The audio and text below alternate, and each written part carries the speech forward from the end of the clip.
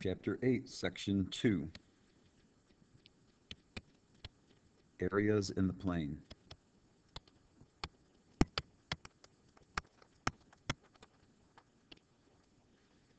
Page 400, Exercise 10. A picture is given in the textbook. Y-axis, x-axis, the parabola y equals x squared.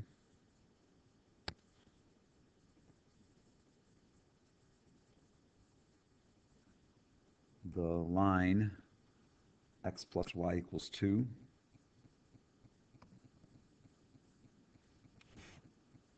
So all of this is given. This curve is y equals x squared. And this line is x plus y equals 2.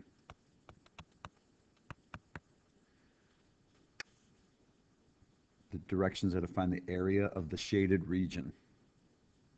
This is the region that's shaded. So here's the, before we go to the procedure, we're going to put some numbers on here. On the x-axis, this is 0. This is 2. Where these intersect is important. If x plus y equals 2, then y equals 2 minus x. These are going to be intersecting where 2 minus x equals x squared. Replace the y with 2 minus x. 0 equals x squared plus x minus 2. 0 equals x plus 2 times x minus 1.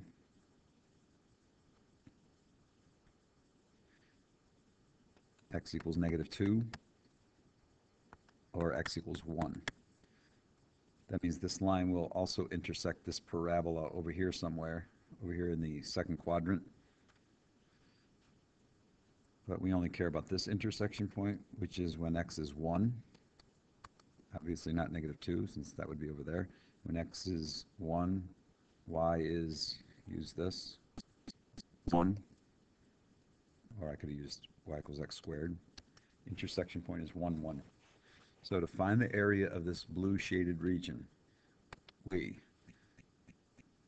split this problem into two parts, where this green line is, which is, the green line is at x equals 1. We're going to find the area from 0 to 1 and add it to the area from 1 to 2.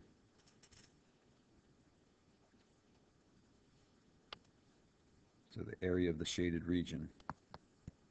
The area from 0 to 1 would be the integral of this parabola, because it's above the x-axis. Don't forget dx, from 0 to 1. And we're going to add to that the area of this triangle. The triangle from 1 to 2, it's a right triangle. No calculus needed here. The area of a triangle is 1/2 the base times the height. The base of this triangle is 1. That's how far it is from 1 to 2.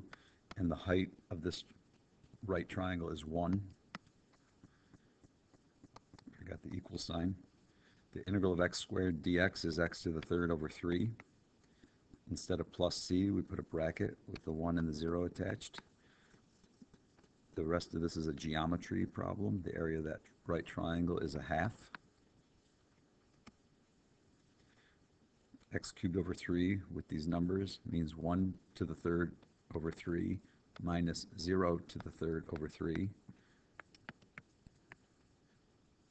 1/3 is the same as 2/6. 1/2 is the same as 3/6.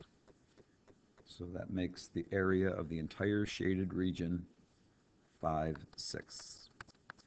Now the thing about this problem is it's important to know another way to do this. This is a perfectly acceptable, correct procedure. But here comes the same problem a different way.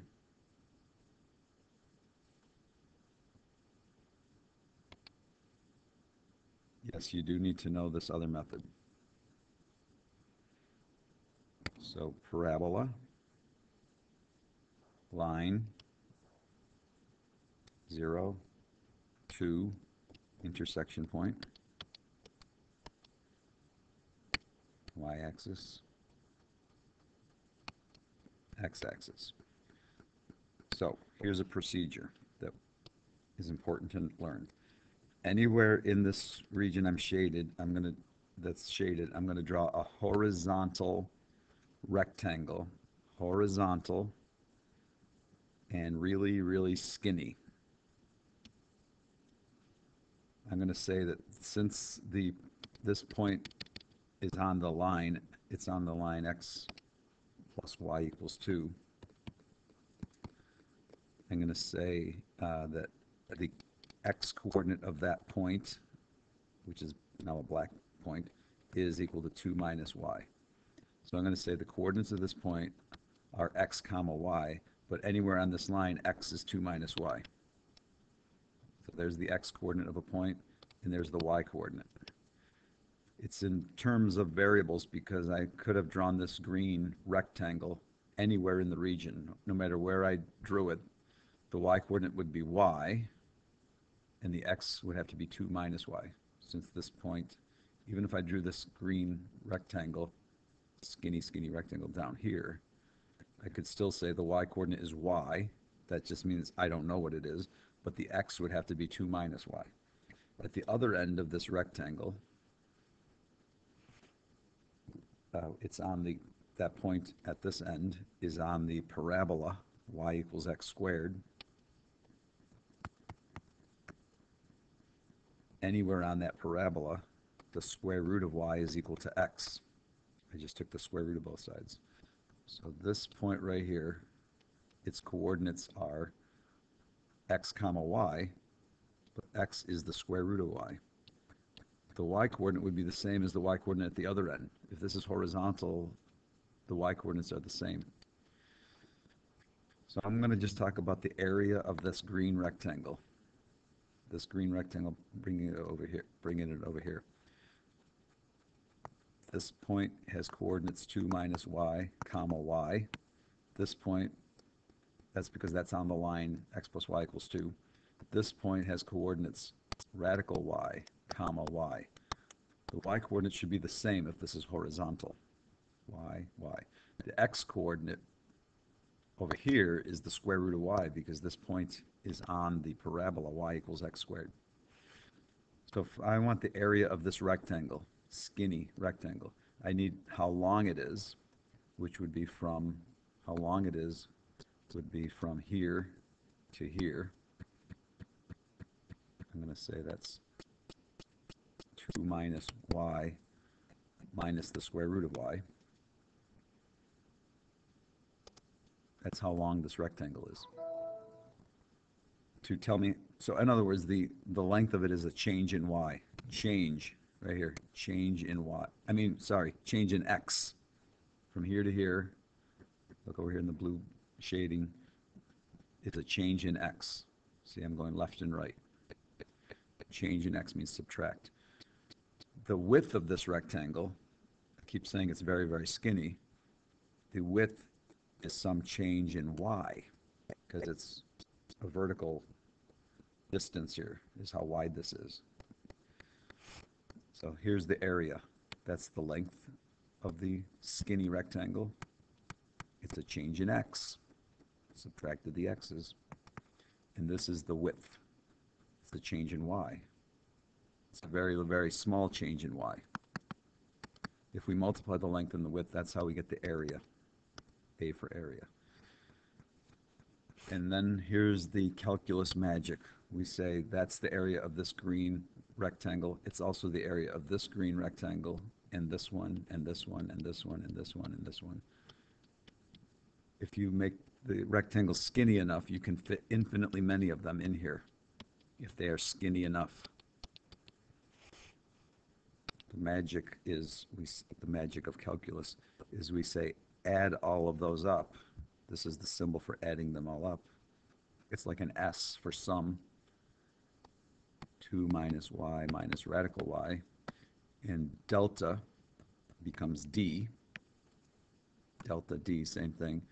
And because the variable is y, we're going to put a 0 here and a 1 here, because in the region that's shaded, 0 is the smallest y value. There's no y lower than 0 in the region shaded, and 1 is the largest y value. There's no y larger than 1 in this region that's shaded. That's the largest y. That's the smallest y. And once this is here, the rest is easy. So I'll try to do this quickly. There's 3 terms here, so I'm going to write 3 integrals. The integral of 2 dy minus the integral of y dy minus the integral of y to the 1/2 dy. 3 terms, they're all right there. So we have 2, the integral of dy is y. We've got a minus, the integral of y dy is y squared over 2. We've got a minus, the integral of y to the 1/2 dy is y to the 3/2 over 3/2. Instead of plus c, we're going to use the 0 and 1, like that. Everywhere there's a y, we're going to put 1.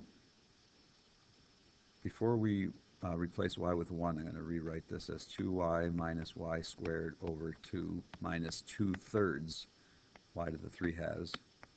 Dividing by 3/2 is the same as multiplying by the reciprocal. So everywhere there's y, we're putting 1. 2 minus 1 squared over 2 minus 2/3 times 1 to the 3/2. And then minus, everywhere there's a y, we put 0. This will be 0 minus 0 minus 0.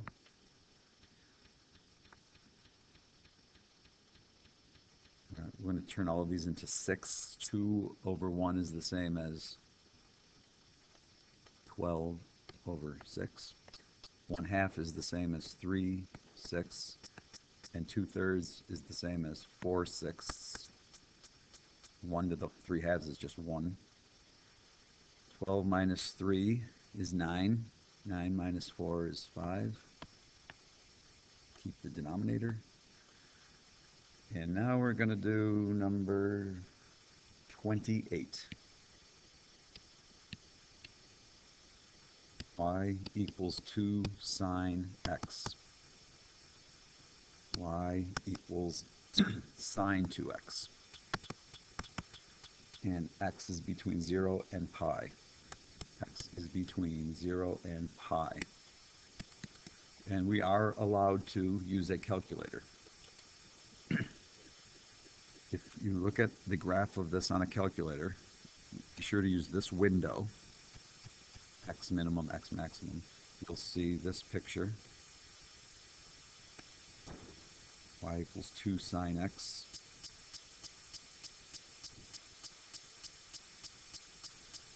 Is blue, and y equals sine 2x is green.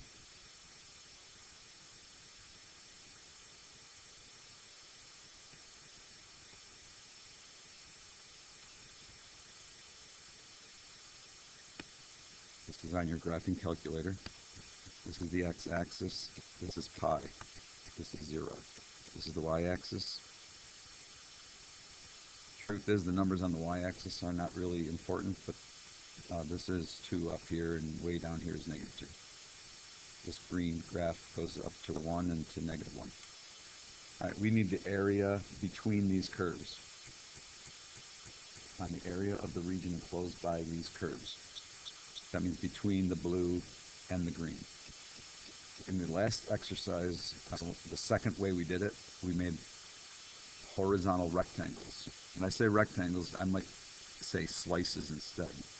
Slices, rectangles, same thing.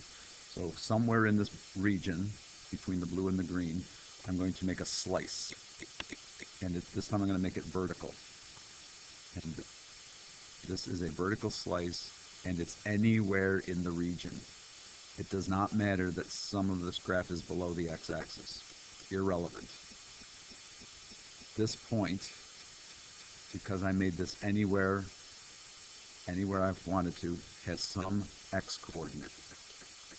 Depends on where I drew it. If I drew it over here, I'd still say it has some x-coordinate.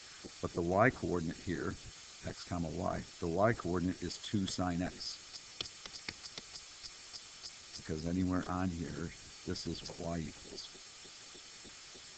At the bottom of this slice rectangle, it would have the same x coordinate. If I draw something vertical, all the points have the same x coordinate. And the y coordinate here is going to be sine 2x. Because this point, any point on this green, that's what y equals right here. So now we just think about the area of this red rectangle. It's just a rectangle. The area of a rectangle is how long the rectangle is times how wide it is.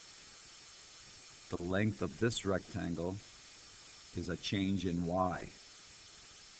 That means it's going to be this y minus this y. The length of this rectangle is the y up here minus the y down there. 2 sine x minus sine 2x. And the width, the length is a change in y. The width, very, very skinny, but it's a change in x, like from there to there. It's a small change in x. We're going to call that delta x. Actually, we're going to call it dx. This is how long the red rectangle is, and this is how wide it is. I'm going to rewrite that with a d instead of a delta. 2 sine x minus sine 2x is how long the red rectangle is, and dx is how wide it is. And here's what Isaac Newton taught me. He said, well, this rectangle right here would have the same area. Same in quotes, because it's still going to be x comma 2 sine x at the top and x comma sine 2x at the bottom, so the length is going to be the same thing. Of course, it really isn't the same because it's in terms of x. That means it's variable. So we say the word same. This rectangle would have the same area that's written over here in purple. And so with this one, and even this one over here, and this one, all of these red rectangles had this same area that's written in purple. Well, if we make them skinny enough, we could fit infinitely many of them in here, and then just add all of them up. This is a symbol for adding up all of the areas of these until it's totally filled up with infinitely many.